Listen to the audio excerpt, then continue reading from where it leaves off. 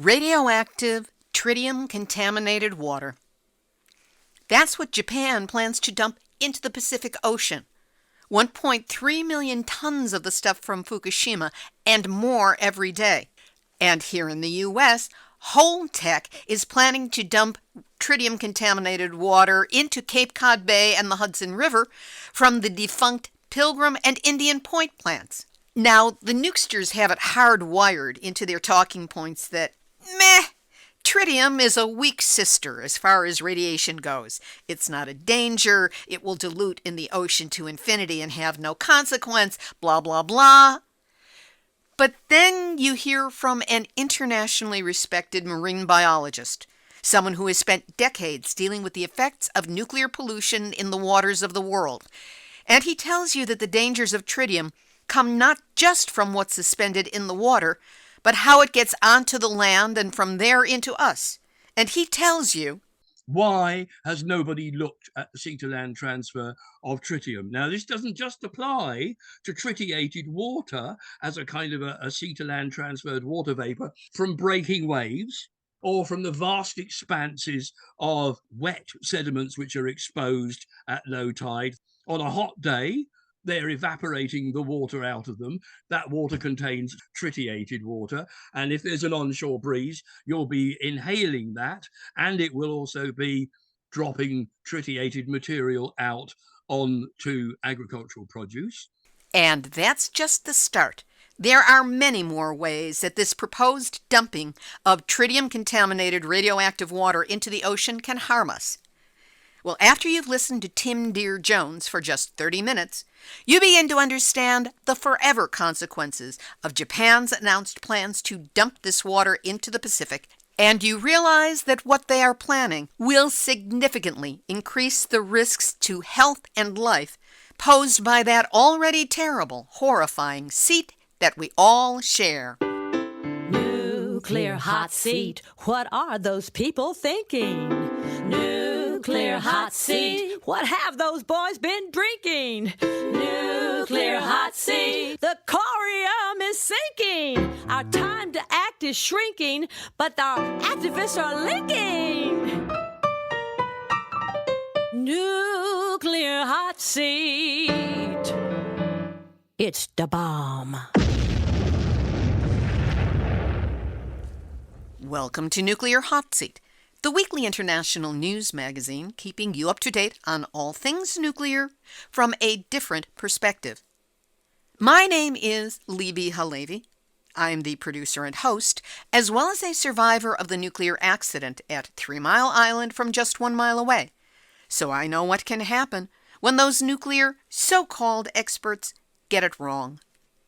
This week, a cornerstone interview about tritium with the UK-based marine biologist Tim Deere-Jones. He explains what tritium is, how it behaves in water, and then reveals the many ways that Japan's planned release of tritiated water into the Pacific Ocean puts people, marine life, the fishing industry, tourism, agriculture, and more at risk, and why the nuclear industry and governments refuse to study the impact of such exposure on people and the environment.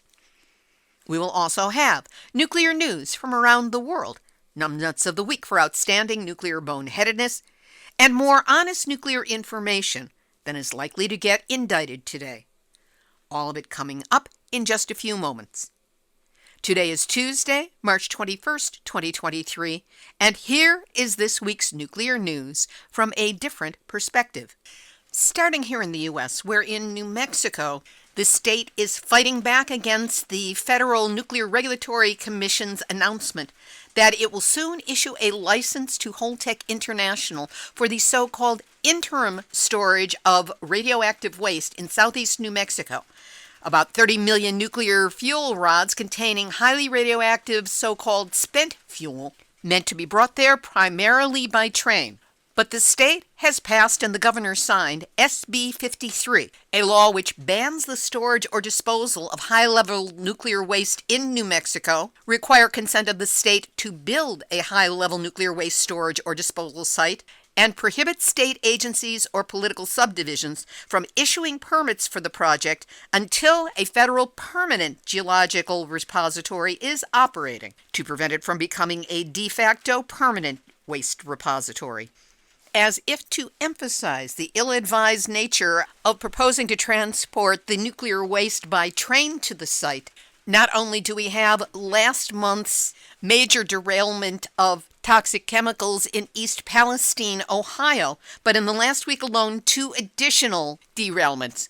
One on the Swinomish Reservation near Anacortes, Washington, which spilled about 2,500 gallons of diesel, and another in Arizona, just north of Lake Havasu City, near the border of California. These are just the latest in a series of unconnected derailments across the country, and speak to an overall weakness in our train infrastructure, which should preclude even the thought of transporting anything as dangerous as high-level radioactive waste by rail.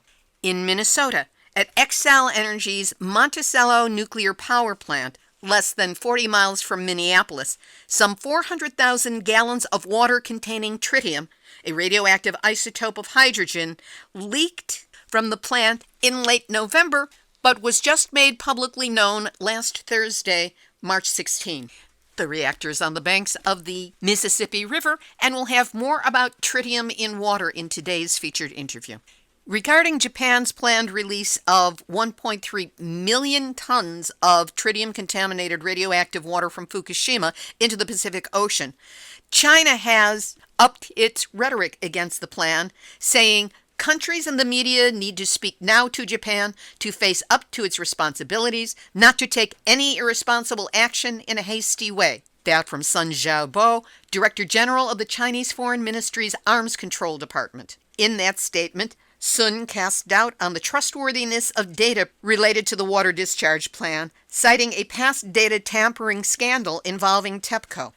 Japan's Environment Ministry is delaying the start of a trial on reusing soil that has been contaminated with radioactive fallout from the 2011 Fukushima nuclear disaster. The government wants to distribute radioactive soil collected in Fukushima Prefecture during decontamination work and distribute it to 3 sites in the Kanto region, which includes the greater Tokyo area. While local residents strongly object, the ministry has already announced that it will make the final decision, and they will not go through a process to gain an agreement with local residents. In Ukraine, a new team of monitors from the International Atomic Energy Agency has taken up its post in the Russian-occupied Zaporizhzhia nuclear power station after a delay of almost a month. They report there have been more explosions near the plant, and last Wednesday, March 15, lost its only remaining backup power line for the 3rd time in less than a week. It has since been restored, no word for how long that will last.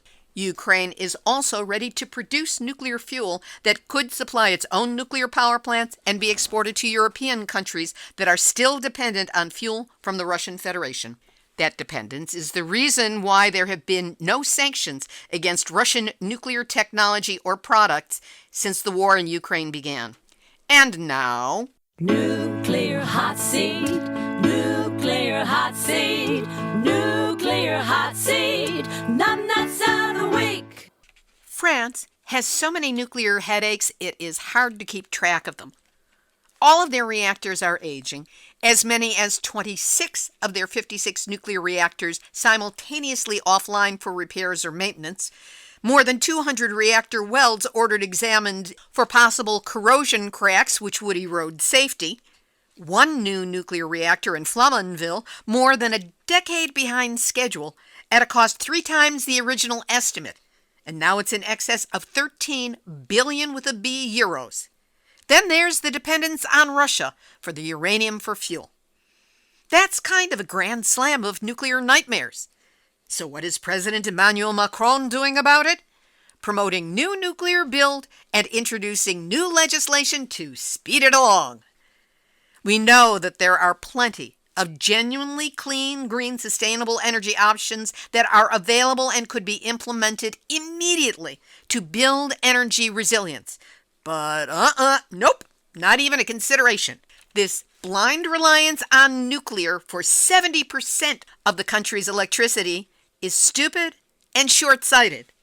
And that's why Emmanuel Macron and those who support this policy of nuclear expansion in France, you are this week's Nuclear Hot Seat, numbnuts of the week. We'll have this week's featured interview in just a moment. But first, how do we get to a nuclear-free future?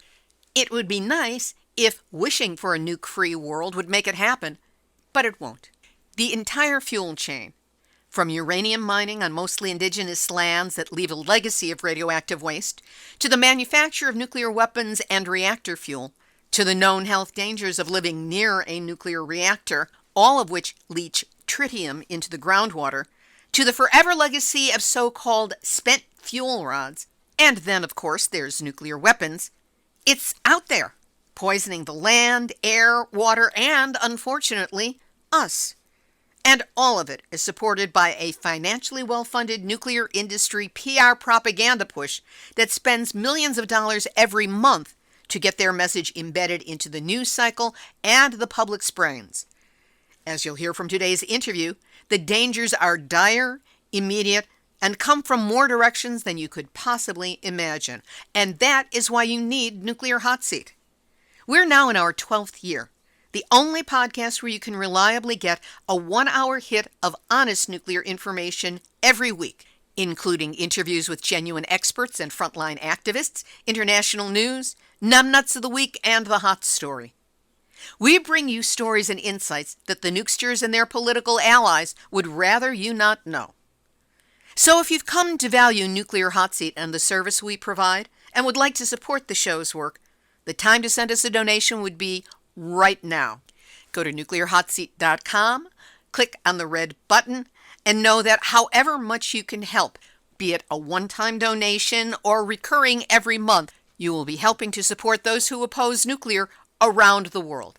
So donate what you can now, and know that however much you can help, I am deeply grateful that you're listening and that you care. Now here's this week's featured interview. Fasten your seatbelts because this one is a doozy.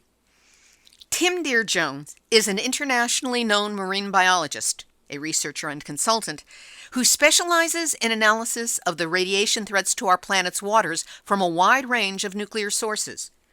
We've had him on the show many times before, and he's always thorough, articulate, and gives us plenty to think about. Right now in the news, there's a lot of talk about tritium, Japan's planned dump of more than 1.3 million tons of radioactive tritium-contaminated water from Fukushima into the Pacific Ocean. Then there's Holtec's plans here in the U.S. to dump tritium-contaminated water from the Pilgrim nuclear reactor into Cape Cod Bay and from Indian Point in New York into the Hudson River. So I figured we all need to know more about what tritium is, how it behaves in water, and the true nature of what we will face if these corporate nuclear water dumps take place. I know of no one better to ask than Tim Deere-Jones, and we spoke on Saturday, March 18, 2023. Tim Deere-Jones, I am excited to have you this morning as my guest on Nuclear Hot Seat. Thank you, Levy. I'm pleased to be with you, and it's going to be an interesting conversation about an important subject. Tritium. That's what we're talking about, which is on everybody's mind because of Japan's insistence that they will be releasing tritium-contaminated water from Fukushima into the Pacific Ocean. So it's important for us to understand, what are we facing here? Let's start with the basics. What is tritium? Tritium is a radioactive isotope of hydrogen. And because we're talking about tritium in the sea, it's important to remember that hydrogen is an important component of water, H2O, and there are natural forms of tritium, and there's an awful lot of man-made tritium now on the planet since the 1940s. How long does tritium remain radioactive? Okay, well, tritium has a half-life of 12.3 years, or thereabouts, in its normal form in tritiated water or tritium-contaminated water. Most people agree, I think, that you need to go through 10 half-lives before any of your radioactive constituents, whatever they may be, are rendered sort of pretty harmless. So in the case of tritium, we're talking about 123 years. You mentioned natural and I would assume unnatural, meaning man-made Mhm. tritium. Explain the difference between the two and where they come from. It is perfectly correct to say that we do have natural tritium.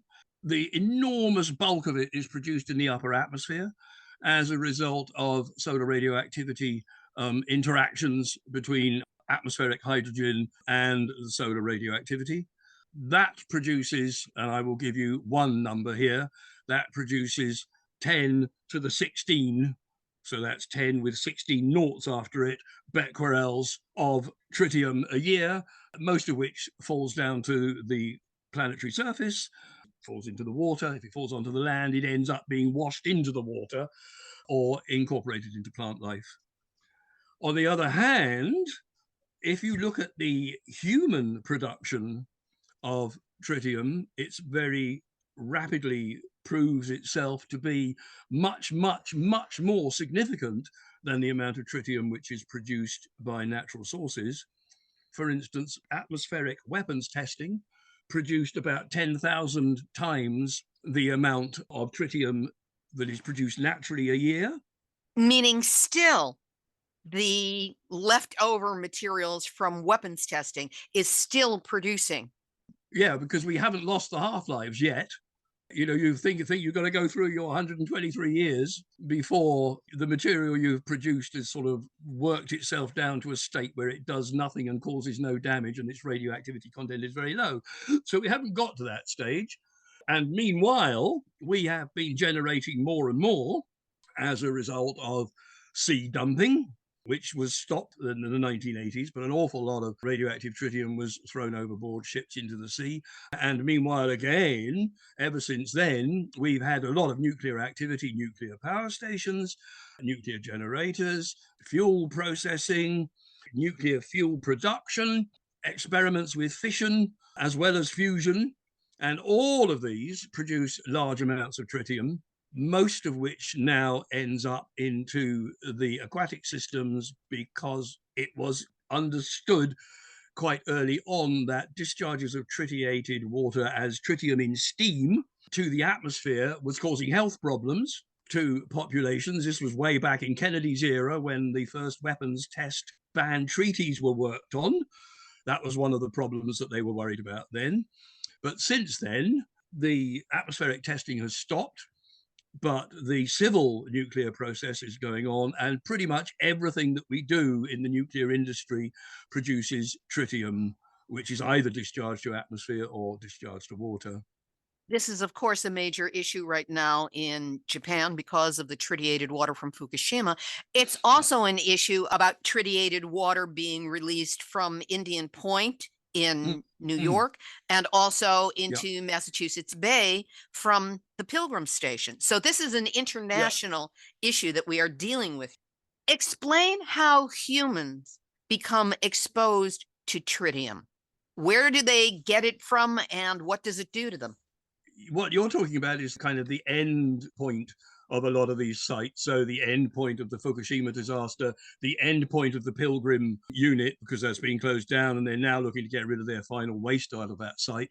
But don't forget that all your other boiling water reactors, pressurized water reactors are continually discharging large amounts of tritium into the atmospheric and the marine environment with a bias towards the marine environment. So my area of interest has been the impact of marine discharges of tritium. And what we see is that tritium has been considered in the past because it's what they define, the nuclear industry define as a weak beta emitter. Now, beta emissions are shortwave and not very strong. So, for instance, they don't necessarily penetrate the skin like a gamma or an X-ray would. And so for that reason, they're considered to be relatively harmless. But one of the big problems that has surfaced sort of in the late 1990s, and the work on it has grown subsequently, is the understanding that actually tritium in watercourses quickly becomes absorbed into protein materials and organic materials. So it'll absorb onto proteins It'll absorb onto organic materials, it'll absorb onto carbon materials, and it'll absorb onto things called lipids, which are kind of natural fats. And when that happens, we call it organically bound tritium. And that puts us into a completely different setup in regards of dosimetry. When you talk about proteins and organic material that the tritium gets bound to, are you talking about fish and aquatic life and seaweed and minute organisms that then feed the rest of the ocean? You got it, Levy, you got it. It's the microorganisms are the first port of call for your water-based tritium, because they are organic, because they have proteins, because they have lipids, and because a lot of them have carbon bases to them as well. So these little tiny things absorb all this stuff. And then, as you pointed out, everybody above them in the food chain starts to bioaccumulate and biomagnify as the little ones eat the smaller ones, and then the medium-sized ones eat the little ones, and then the big ones eat the medium-sized ones. And as you go up the food chain, you get enormous magnitude, so that in the Bristol Channel, which is an area that I've been doing desk and field research on for some decades now, this is UK waters, we find that while you may have a level of 10 becquerels to the litre in the seawater in the Bristol Channel, by the time you get to the top predators, or as far as you can go, or as far as the nuclear industry and the regulators have measured, you find you've got 36,000 becquerels. So you've got a huge biomagnification occurring up the food chain.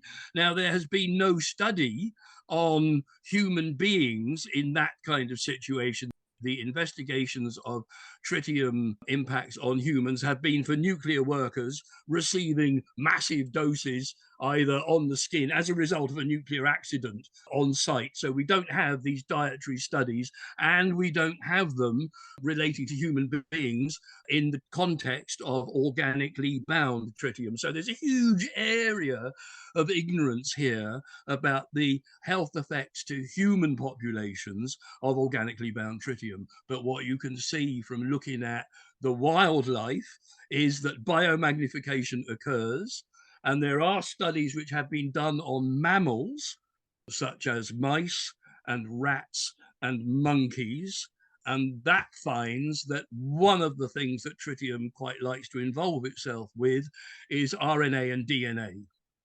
Therefore, now you know that those two, RNA and DNA, help to code and produce and manage genetic sequences. So this is a very significant potential, which, as far as I can see, has not been thoroughly examined to date. So it sounds like, certainly Japan being the prime example right now, but in other instances where tritiated water releases are being discussed, it's misdirection for them to say, okay, this is what it does in the water, because the bigger problem is how what's in the water gets absorbed into the life stream of plants and animals and then gets bioaccumulated up. So when Japan says we're just releasing X amount of tritium and it's not really a problem, they're not looking at the full problem. And I think there's some obvious political reasons for that. How does the nuclear industry, and I'm thinking specifically here of the International Atomic Energy Agency and also the International Commission on Radiological Protection, or ICRP, how do those major nuclear industry organizations deal with this information about tritium, or do they deal with it at all? I think they skip over it. It's my interpretation of what I read. And of course, I'm an unorthodox as far as they're concerned. They have their orthodoxy, and their orthodoxy says that, as I've said earlier, you know, the tritium is a weak beta emitter, and they don't seem to be particularly interested in addressing this issue of organically bound tritium, which completely changes the whole, you know, it's a smoking gun, which is hidden behind the idea that tritium, it's natural, and it's a weak beta emitter, and we put it in the water and it dissolves, and it'll keep dissolving. I've read statements saying that it dissolves into infinity. So, the proposal is that essentially it disappears once it's got the chance to mix in properly, say with an ocean's worth of seawater. They ignore the issue of the organically bound tritium, whereby it may have dissolved so that in the Bristol Channel, as I said earlier, it's reduced from the content of the radioactive discharge from the nuclear power station. When it's discharged, you can measure it, and it's at 10 becquerels to the litre off the end of the pipeline. And the further away you get in the seawater, it's lower and lower. But if you start to look at tritium in the shellfish and the seabirds that are eating the shellfish, then you realize that no, it's not dissolving and disappearing. There are methods by which it can reconcentrate, get into the food chain. For a country like Japan, which eats a lot of fish, it eats a lot of shellfish, and not only that, but they're doing aquaculture and eating seaweed as well. This is all a big deal. So, I mean, in the UK, per head of population, we eat relatively little fish, whereas the Japanese are eating 15, 20 times more fish as individuals than the British population is, because that's the way they go.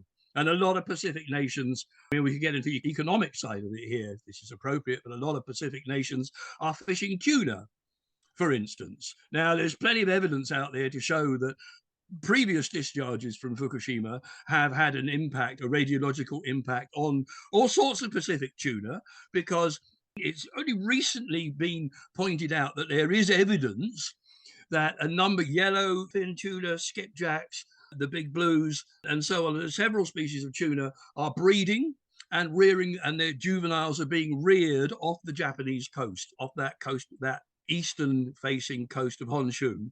So you've got your tuna there, and then, okay, the tuna migrate, and they go round and round the Pacific, more or less in a manner, if you like, following the clockwise currents which broadly move around the Pacific. So they're going to come back to the Fukushima area, and they're going to be going through that circular current, which is carrying the tritium, which is going to be released from Fukushima, and they're going to be building it up. Now, female tuna, female fish, can pass some of their tritium burden onto their eggs.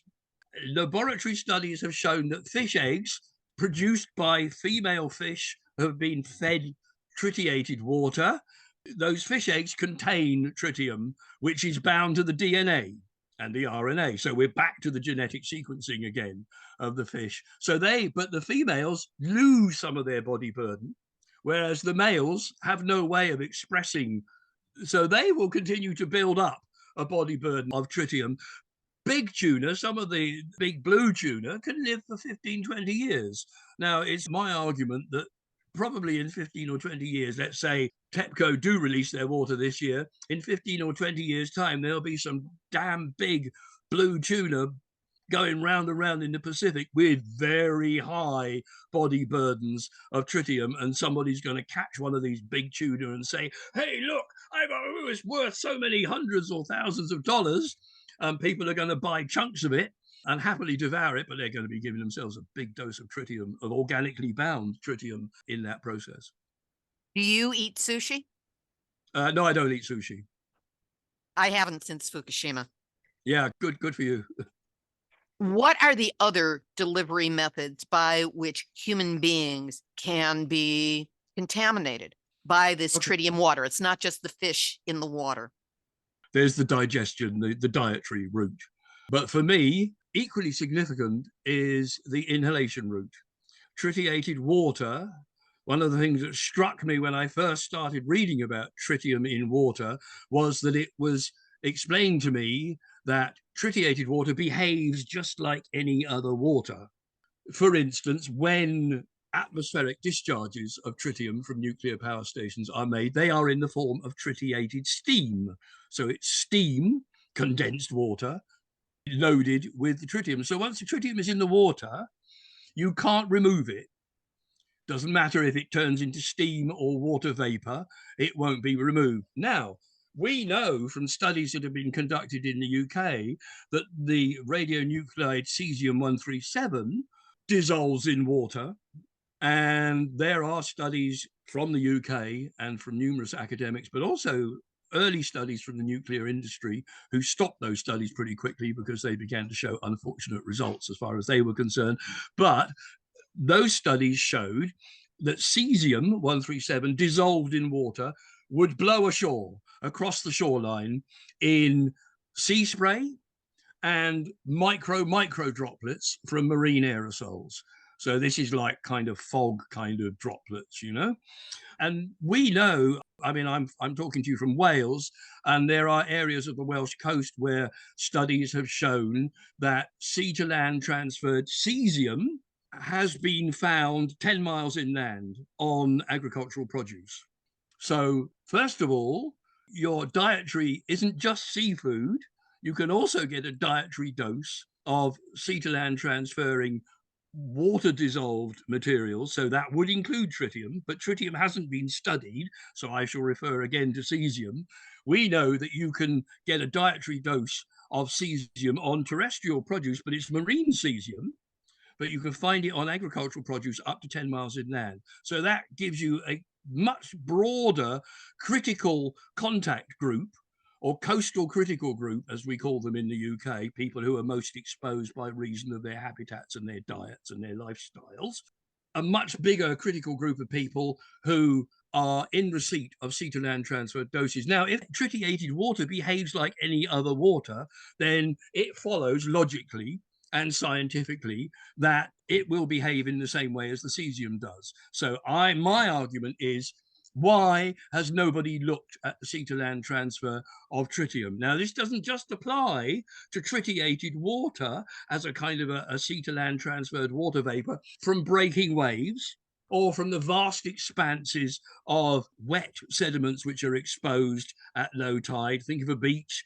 Think of some beaches which are very shallow can be. We've got beaches in the UK which are a mile wide at the low tide because they're very shallow, but they're wet. On a hot day, they're evaporating the water out of them.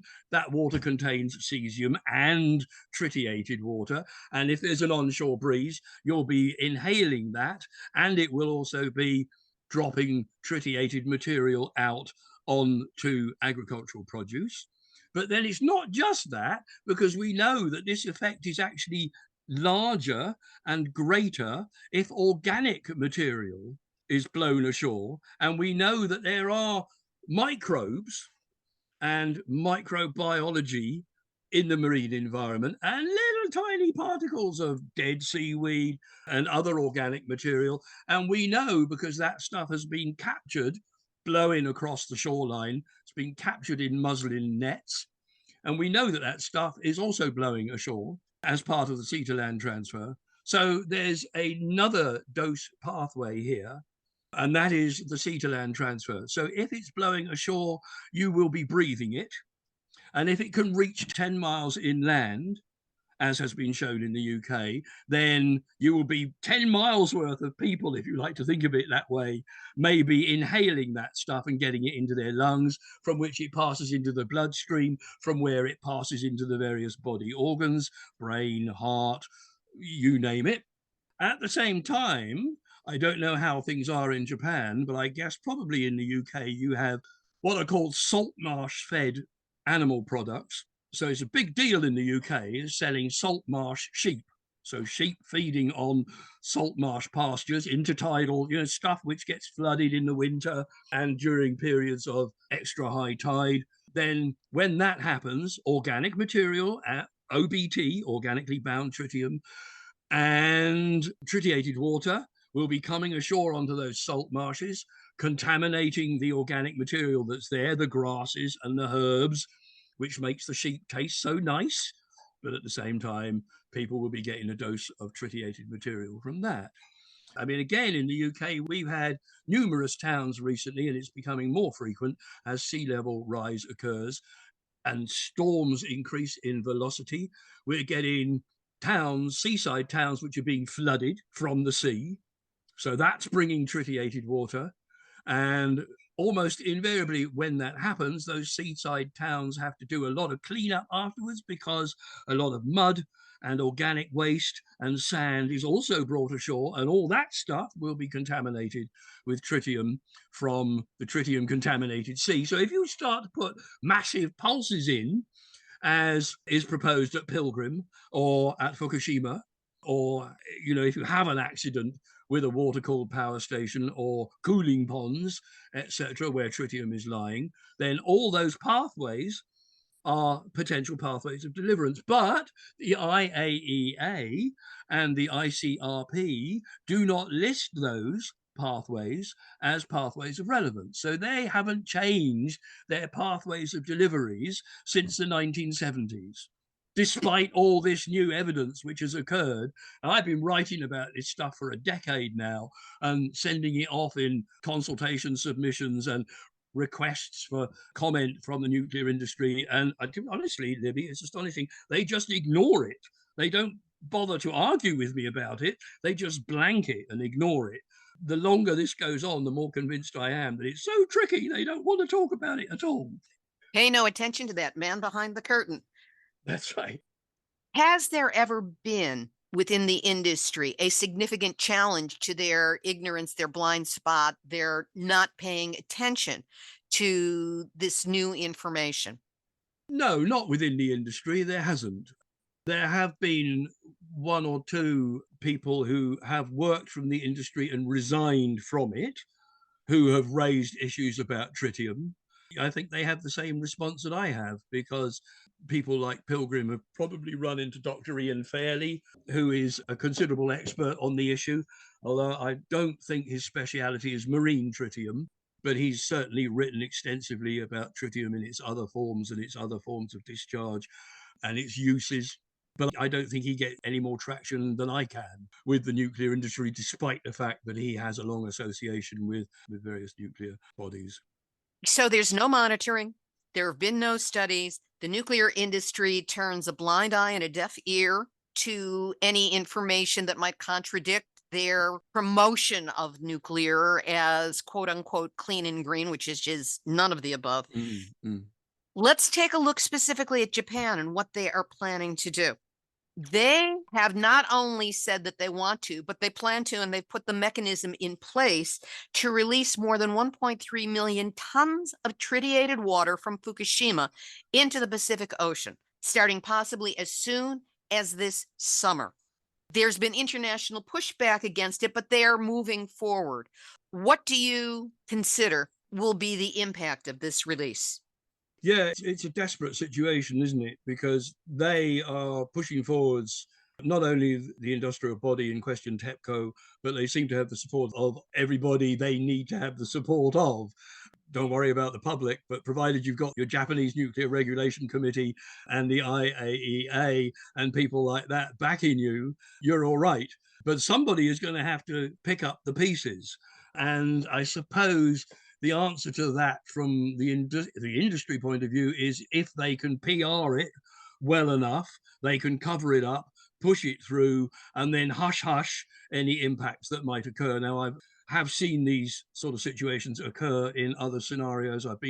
I've worked extensively on some major oil spills, and I've seen the oil companies come into a town where an oil spill has occurred, take it over and work a very good PR job and divide the community by turning some against the others and causing confusion. And I guess that's what the nuclear industry is going to do as this unfolds. But as far as the communities, let us say, in the Pacific or in Cape Cod are concerned, I think the potential is there for there to be a very significant economic impact. First of all, areas where nuclear industry is, in the UK, for instance, the Sellafield site. Sellafield used to be a tourist area. It's no longer a tourist area. So that's a relatively small site compared to the Pacific Ocean, but there's an example of what can happen.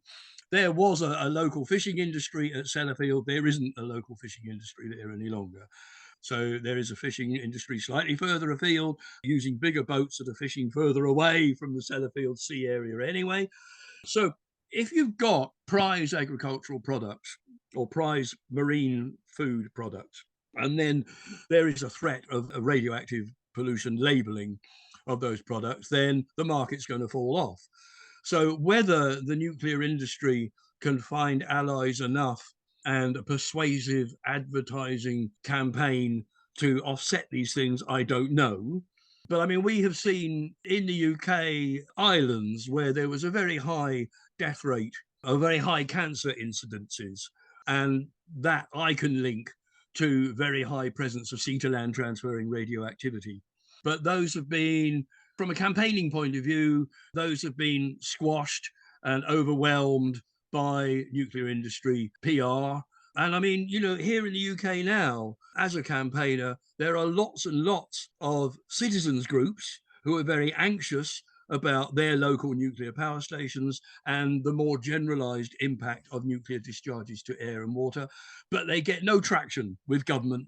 They get no traction with the media because it seems that government and media are very susceptible to powerful lobbying and what we might call goodie giving, if you can see what I mean, for journalists and government ministers and MPs to go and visit nuclear sites, be given a good dinner, perhaps be sent abroad to a conference that they don't have to attend, but they get to go abroad and say they were at the conference. These sort of things make it a lot easier for the nuclear industry to win the publicity battle. Now, there are hardly, I mean, what have we got? We've probably got 15 or 20 fairly large newspapers in the UK. And I would say that none of the big ones are really anti-nuclear. And all of them, even those which occasionally publish an article which is critical of the nuclear industry, when you sit down and count up the pro-nuclear and the anti-nuclear, you find that the anti-nuclear is very much in the minority. And this is something we can't quite understand because we keep producing these documents and asking these questions of the nuclear industry, and then saying to government and MPs, hey, we're asking these questions. Here's academics who have produced this academic evidence, and we're putting it to the nuclear industry and nuclear regulators and saying, but what about this? And we're not getting any answers. So I think that probably there will be an impact. I've talked about Tudor, for instance. I think those Pacific Islands, and particularly as you get closer, think of Hawaii, think of your West Coast in the US. It seems that if there's going to be meaningful pushback against Japan, it's going to have to come from the international community. And certainly there has been outreach, there has been complaint, there has been noise coming from the Pacific Island nations, which you have mentioned, especially the Marshall Islands and that part of the Pacific. There has been pushback from Korea. Taiwan did a study that showed that Japan's Fukushima radioactive water would reach that country's waters in 1.5 years. And now the big kahuna, the 800-pound gorilla, China, has been objecting for a while, but they have just recently, in the last week, raised the pitch of their rhetoric to where it's becoming much more threatening. It's really heating up. And we have to face the fact that this water will be reaching the west coast of North America, specifically the United States, within 5 years. So we are as much at risk as any place else. Do you think that it's possible for the international pushback to have any impact on Japan's decision? And if so, what form would that have to take for Japan to sit up and go, oh, wait a minute, maybe we shouldn't be doing this? That's a very, very interesting and almost unanswerable question. I think one of the problems for me when I look at this, I'm aware of the fact that all over Japan, the public are opposed to this move. I've spoken to trades unions and fishermen's groups and civil groups in Japan, both by writing and also by podcast, on these issues. And I know that there are a lot of people not happy with the proposals. Now, those proposals are not going to be in one big lump. That discharge, I see various figures quoted, but that discharge from Fukushima is going to be taking place for some years on a round-the-year basis, isn't it? So that makes the issue even worse. And I mean, I think one of the big problems is that a lot of the nations and politicians who could lean on the Japanese actually represent nuclear states. And given that the nuclear industry has very cleverly and inexplicably managed to win the high ground on the nuclear is green and doesn't produce significant carbon, and so it's going to save us from climate change and global warming, that's played very happily into the hands of pro-nuclear protagonists and those nuclear states that I referenced. And you look at the number of nuclear states and they are growing every year. You know, the Japanese and the Koreans and the French and the British and the Russians and the Chinese are all busy trying to sell reactors to states that don't have reactors at the moment. So that's going to grow. And I do think that the position taken by Korea and China is very bold because they are a nuclear state. And this does put them in the position, their complaints about Fukushima puts them in the position that were they to have a similar accident, it would make it more difficult for them to follow the same course that the Japanese are going to follow.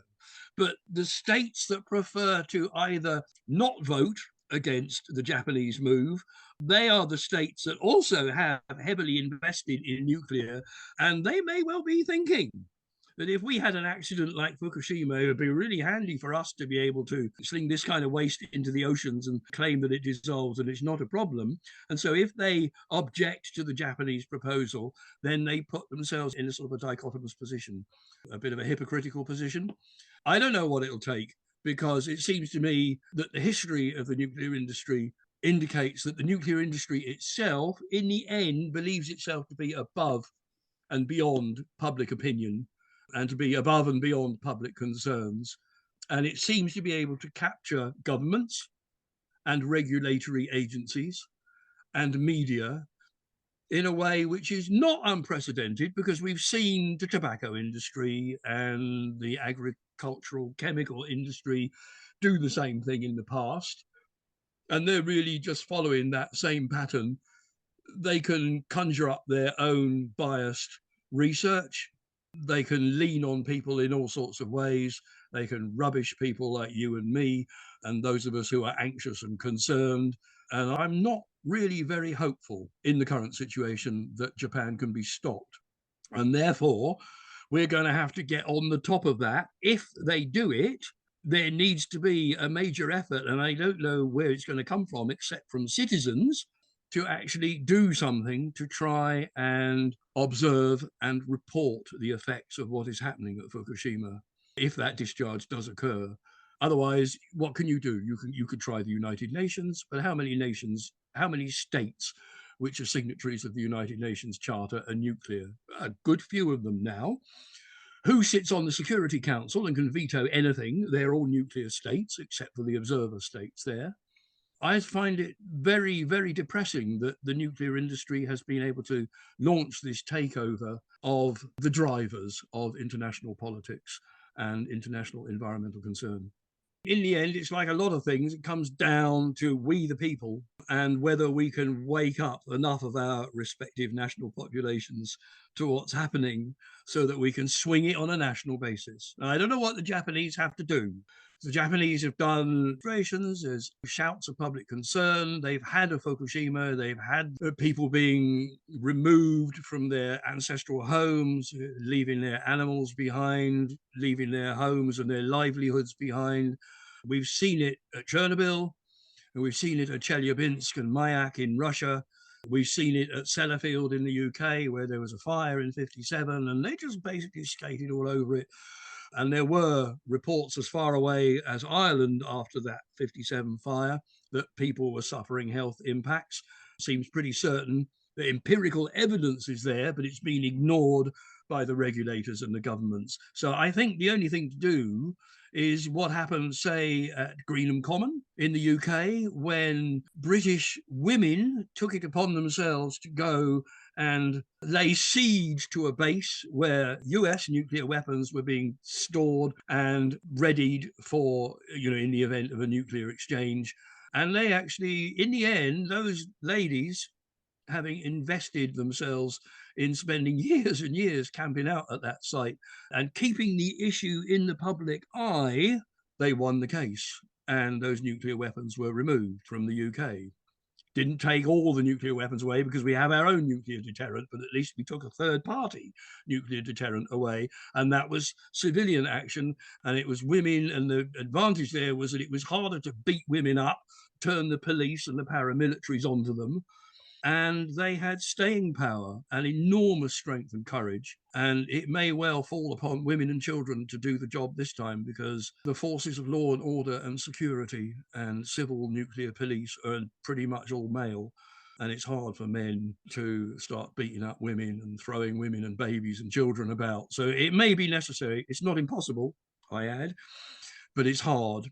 And the PR is terrible in a civilized society and a culture. So it may be down to, mass civilian action might be the only way to stop it. And we have contemplated, when I worked with Greenpeace International on the shipment of high-level waste through from the UK and France to Japan via Australian territorial seas, Greenpeace International did actually put a nuclear flotilla out there. So they had sailing boats sailing around in circles in the Tasman Sea in an attempt to block the passage of those nuclear ships. We might need something like that, mass demonstrations of fishermen sitting off the Fukushima discharge point, putting themselves in the water, perhaps. It's difficult to know. Desperate situations kind of demand desperate tactics.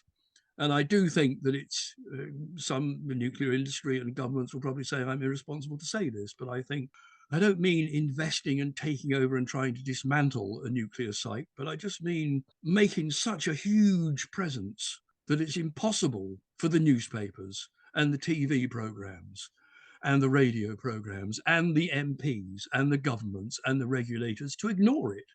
Because in the end, whether the science is right or wrong, if communities don't want something to happen, for God's sake, don't they have a right in their own community to say, we don't want this to happen here, and for those who propose that action to be thus stymied and they have to go away?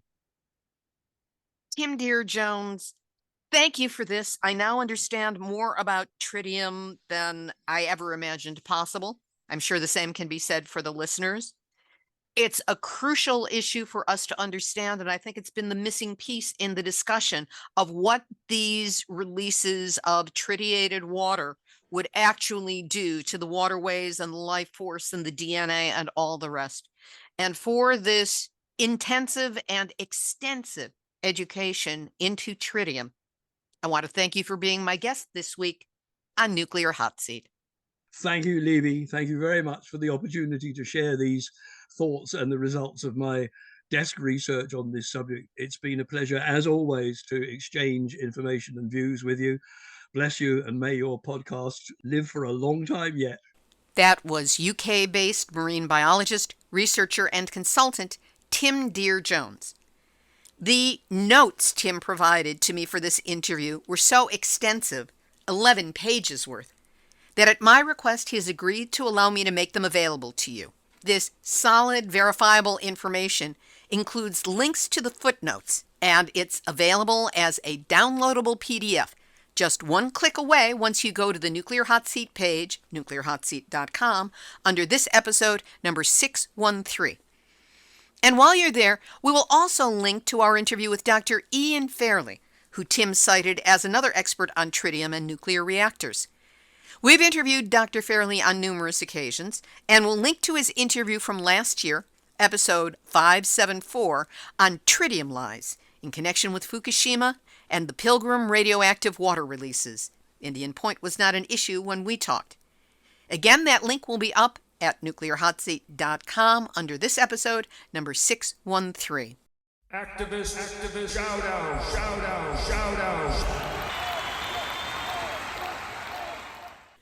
Award-winning environmental journalist Carl Grossman's long-running program, Enviro Close-Up, features David Fenton, author of the brilliant, just-published, and much-needed The Activist Media Handbook.